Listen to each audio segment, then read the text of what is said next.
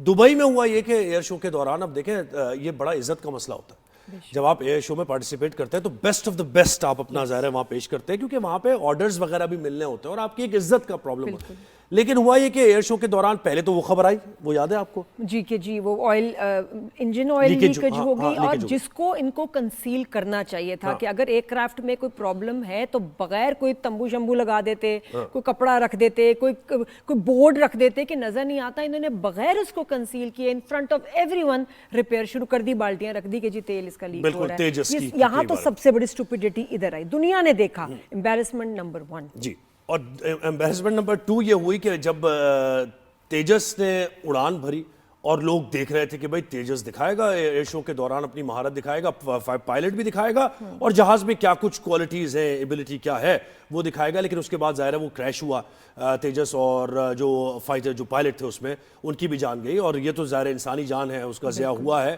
تو اس پر سب کو دکھی ہے. لیکن آپ کی کیپیبلٹی کیا ہے یہ ایکسپوز ہو گئی, شرمندگی کا باعث بنا. اور وہاں پہ آرڈرز کیا ملنے تھے, سب نے کہنا الزامات لگانا شروع کر دیا. پھر بھارت کے اندر ایک بحث چھڑ گئی اور ایئر چیف کے ریزگنیشن کا مطالبہ بھی شروع ہو گیا. اور بالکل صحیح مطالبہ ہے, اور انہوں نے پہلے تو سر جوڑ کے سوچا ہوگا پاکستان پہ کیسے ڈالیں, پاکستان پہ کیسے ڈالیں. جب کوئی کہانی سمجھ نہیں آئی, یہ بھی نہیں کہہ سکتے کہ یہ تصویریں چائنا نے کوئی ٹیکنالوجی سے, یہ جو فوٹیج آپ سب نے دیکھی یہ ہوا ہی نہیں تھا. اب تو وہاں عینی شاہدین سب تھے موجود. تو پھر گھوما پھر آ کے انہوں نے کہا یو ایس پہ ڈال دو, چلو جی انجنز پہ ڈال دو, وہ نہیں ہمیں آرڈر ملے تھے. جنرل الیکٹرک ان کا ہے یو ایس کا جو کہ انجن بنا کے دیتا ہے, ویسے انڈیجنس ہے یہ تیجس جو ہے, یعنی اس کا کریڈٹ لیتے ہیں وہ کہ یہ بھارت میں ہی بنایا جا رہا ہے. لیکن ظاہر ہے انجن اس کا یو ایس سے آ رہا ہے, تو اب وہ یو ایس کے اوپر الزامات لگانا شروع کر دیا کہ اس کی وجہ سے کہ آرڈرز ڈیلے ہوئے اور انہوں نے ہماری ہمیشہ کسی اور کا قصور ہوتا ہے. جی بالکل یہ بھارت سمجھتا ہے. تو یہ ہوا. اور پھر آپ کو یہ بھی یاد ہوگا کہ اس سے پہلے کے مناظر یہ تھے کہ ہمارے وہاں گئے تھے جہاں پر پاکستان ایئر فورس کے ظاہر وہاں پر موجود تھے, ہمارے اہلکار بھی وہاں اسٹال پر گئے تھے اور وہاں JF-17 کی تعریف بھی کی تھی اور سیلفیز بنائی. تو یہ بھی سب نے دیکھا, یہ ہوا ہے. ذرا ہمارے ایکسپرٹ سے جی ایئر کوموڈور ریٹائرڈ خالد چشتی صاحب نے ہمیں جوائن کیا ہے. خالد صاحب گڈ مارننگ, ویلکم کرتے ہیں شو پر آپ کو. سر یہ تو خیر ہونا ہی تھا جو بھارت کی نظر آ رہی ہے کیپیبلٹی ہمیں پاک بھارت جنگ میں بھی اب. لیکن مجھے یہ سوال کہ پھر وہ لے کے کیوں گئے تیجس کو جب تیار نہیں تھے, تو اپنی جگہ سائی کروانا ضروری تھا وہاں پر. جی بہت شکریہ نادیہ آپ کا اور زویب آپ کا, اور آپ کے ویورز کو بھی السلام علیکم, گڈ مارننگ. دیکھیے یہ بہت لمبی سٹوری ہے, بہت تھوڑا ٹائم ہوگا آپ کے پاس, میں پوری کوشش کرتا ہوں کہ انصاف کر سکوں. بہت ساری باتیں ہیں جو ایئر چیف کی ریزگنیشن کی ہیں, امریکن بلیم ہے, بہت سارا. اس کی ہسٹری وہاں سے شروع ہوتی ہے. 1985 میں جہاز کنسیو کیا گیا تھا, بنانا 40 سال پہلے. آج ہندوستان کے پاس صرف 40 جہاز ہیں 40 سالوں میں, پہلی بات.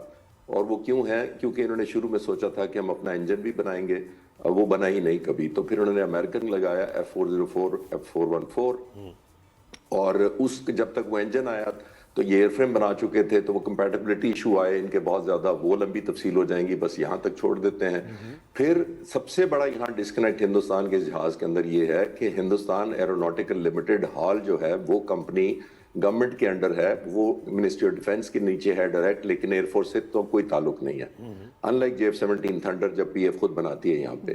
وہاں پہ حال نے جب جہاز بنانے شروع کیے تو Indian air force chief repeatedly پچھلے کئی سالوں سے, اور یہ تو 2 سال سے ہیں تقریباً, یہ کہہ رہے ہیں, اور انہوں نے انگریزی میں ایک دفعہ کہا تھا کہ I am not happy, I do not have confidence in HAL. اب ایئر فورس چیف جب آپ کا سب سے بڑا سٹیک ہولڈر ہے, ان ادر ورڈ سب سے بڑا کسٹمر ہے آپ کا, وہی کہہ رہا ہے کہ میں آپ کے پاس کانفیڈنس ہی نہیں ہے مجھے آپ کے اوپر. اور کیوں نہیں ہے؟ کیونکہ یہ وہ کہتے تھے کہ یہ پولیٹیکلی موٹیویٹڈ پروجیکٹ ہے, ہم پر تھرسٹ کیا جا رہا ہے. اور انڈین ایئر فورس میں بڑا کلوزلی فالو کرتا تھا بیکاز یہ JF-17 تھنڈر کا کاؤنٹر پارٹ تھا. تو وہاں اس کو کہا جاتا ہے کہ وہ کہتے ہیں کہ ہمیں فائٹر جیٹ چاہیے نہ کہ پولیٹیکل پروڈکٹ چاہیے. تو پولیٹیکل پروڈکٹ سمجھتے ہیں اس کو, اس کا مطلب ہے کہ گورنمنٹ تھرسٹ کر رہی ہے. جہاں تک اس کا ایپیسوڈ کا ہے, وہ اس میں ظاہر ہے کوئی شک نہیں. زویب آپ نے بھی کہا کہ انسانی جان کا نقصان ہوا ہے, میں خود بھی کنڈول کرتا ہوں. آج میں انشاءاللہ ایک ڈاکومنٹری اپنے چینل پر خالد چشتی کے نام سے ایک یوٹیوب ہے میرا, میں اس پہ لوڈ کروں گا, تو 10 منٹ کی میں اس میں سارے کازز بتاؤں گا. اور میری پرسوں ہی کراچ سے اگلے دن ہی پاک فضائیہ کی سینئر لیڈرشپ سے بھی بات ہوئی تھی, انہوں نے بھی کہا کہ یہ ٹریجک ایکسیڈنٹ ہے, ہم اس کو اسی طرح لیتے ہیں بیکاز یہ لیکن سر یہ مطلب کریش انویسٹیگیشن کے حساب سے یہ پائلٹ ایرر, ٹیکنیکل فالٹ کیا تھا؟ देखिए ये मिक्स ऑफ ऑल हो सकता है, क्योंकि जहाज इट सेल्फ में भी बहुत प्रॉब्लम्स हैं, वो तो आइडेंटिफाई करना मुश्किल है इस वक्त, लेकिन ये एक बहुत ही डिमांडिंग मिशन ओवरऑल होता है जब भी आप इस तरह के एरोबैटिक्स करते हैं। और उसके अंदर ये जो मनूवर कर रहे थे, ये कर रहे थे एक नेगेटिव जी मनूवर कर रहे थे। नेगेटिव जी मनूवर का मतलब होता है कि ये अगेंस्ट ह्यूमन नेचर होता है, जिसका मतलब है कि जहाज को जाए, चाहे आप नॉर्मल पॉजिटिव जीज की तरफ पुल करें या नेगेटिव जीज, जो पॉजिटिव जीज होती हैं उसके अंदर 1G के अंडर तो हम हर वक्त होते हैं, हम सब ग्रेविटी के अगेंस्ट अगेंस्ट ग्रेविटी। और नेगेटिव जी का मतलब ये है कि ऑपोजिट टू द नेचर, जिसका मतलब है कि ब्लड रश करता है आपके ब्रेन की तरफ, और टेम्परेरीली जब आप वापस आते हैं उस मनूवर से तो सक बैक होता है ब्रेन से, जिसकी वजह से बेहोश हो जाते हैं, आप कॉन्शियस नहीं रहते कितनी दफा। Exactly ji, loss of consciousness momentarily हो जाती है। अच्छा, जब आप बैठे हो घर में, कहीं आपको खुदा ना खास्ता इस तरह की कोई कैफियत हो जाए, तो आप तो कोई डेंजरस सिचुएशन में नहीं होते, लेकिन फाइटर जहाज जो होता है और फाइटर पायलट खास तौर पे, ये एक्सट्रीम लिमिट्स तक दोनों होते हैं, यानी कि पायलट की भी एक्सट्रीम लिमिट होती है, फाइटर जहाज की भी एक्सट्रीम लिमिट होती है, तो उसमें गुंजाइश गलती की मिली सेकेंड की भी नहीं होती।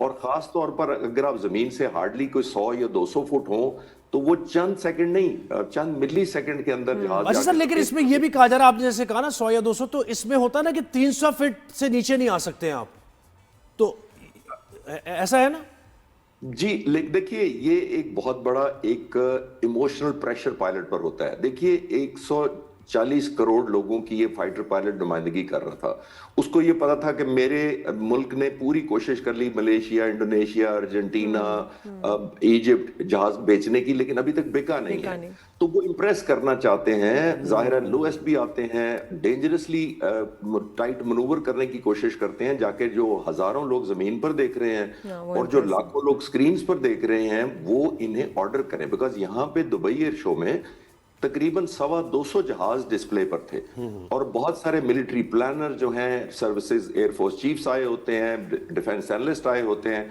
तो वो एक ओपिनियन बनती है। और जो आपका जवाब सवाल था जो आपने शायद किया और नादिया भी कह रही थी, जो इंजन पे ब्लेम कर रहे हैं, मैं उसका भी थोड़ी सी क्लैरिफिकेशन कर देता हूं कि इंजन को क्यों ब्लेम। मैं उसको रूल आउट इसलिए करता हूं कि ये कहा जाता है कि अमेरिका ने हमारे लेट किए। देखिए अमेरिका ने आपको जबरदस्ती या छुपा के तो लगा नहीं गए आपके जहाजों में इंजन, आपने खुद मांगे, आपने टेस्ट किए, आप इतने सालों से उड़ा रहे हैं। पहली बात तो ये है।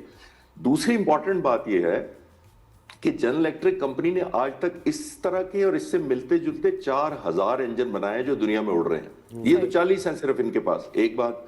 दूसरी बात ये है, आप शायद हैरान होंगे कि इसी दुबई एयर शो में एक दिन पहले एक एग्रीमेंट हुआ है $38 बिलियन का, वो किया है एमिरेट एयरलाइन ने। एमिरेट एयरलाइन ने 65 777-9 बोइंग का एग्रीमेंट किया है।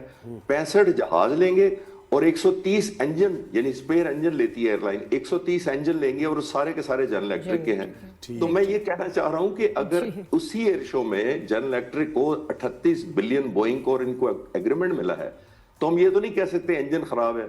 इंजन तो पूरी दुनिया में उसके उड़ रहे हैं पहले, जैसे मैंने कहा, तो सेफ्टी रिकॉर्ड उस इंजन का बहुत अच्छा है। सर, ये भी बात आ रही थी कि इसमें ऑयल लीकेज भी थी, जो कि सबके सामने वो बाल्टियां लेके उसको कंट्रोल करने की कोशिश कर रहे थे, सबने देखा, और पायलट भी कुछ रिलक्टेंट थे, फाइटर पायलट, कि ये सही नहीं है एयरक्राफ्ट। जी हाँ, ये बातें भी हमने सुनी है, तो उसमें कितनी सच्चाई है? देखिए ये आमतौर पर जो मैं भी दुबई एयर शो देख चुका हूँ, ये जो एयर शोज में जो जहाज डिस्प्ले पर खड़े होते हैं लोगों के सामने, जिस पे असला लगाया होता है, उन्होंने डेकोरेशन की होती है, उसको एक ज़ाहिर एग्जीबिशन के तौर पर पेश किया जाता है, वो जहाज एरोबैटिक्स नहीं करता, वो दूसरा जहाज करता है, एक सेकंड जहाज होता है। आमतौर पर ये प्रैक्टिस है। एक तो ये बात, लेकिन आपकी नादिया बात बिल्कुल ठीक है कि ये इतनी बड़ी एम्बैरेसमेंट इसलिए है। देखिए एक और व्यूअर्स को आपके मैं क्लियर करता चलूं, एक होती है वाटर कंडेंसेशन, उसके लिए हर जहाज में उन्होंने एक आउटलेट रखा होता है। वो इतना खतरनाक बात नहीं है, वो एक नॉर्मल बात है वाटर कंडेंसेशन होना, वो इंजन की होती है, टेक्निकल चीज है, लेकिन मैं सिर्फ ये बताना चाहता हूँ कि वो ड्रेनेज वाटर की नॉर्मल है, लेकिन उसके लिए 3-4 ट्रे नहीं रखते। जो इन्होंने किया कि मुझे भी कल देखने को मिली वो वीडियो जिसमें उन्होंने 3-4 जगह, इसका मतलब है कि अनयूजुअल है, डेंजरस है और एम्बैरेसिंग है ऑब्वियसली। और इतने बड़े शो में जब दुनिया देख रही है, दुनिया इसको कंसील ही कर लेते, कुछ इसको कवर कर देते कि नजर ना। सर मुझे ये तो आप अपनी डॉक्यूमेंट्री में बताएंगे, लेकिन थोड़ा सा मुझे बताएं, वो जो आपने मनाजिर देखे, बड़े आपने कीनली उसको देखा होगा जूम करके भी, وہ اپنی صحیح پوزیشن میں آ گیا تھا, یعنی فلائٹ لینے کی پوزیشن میں آ گیا تھا اور وہاں اسٹال کیا ہے اس نے, ایسا ہی ہے نا سر؟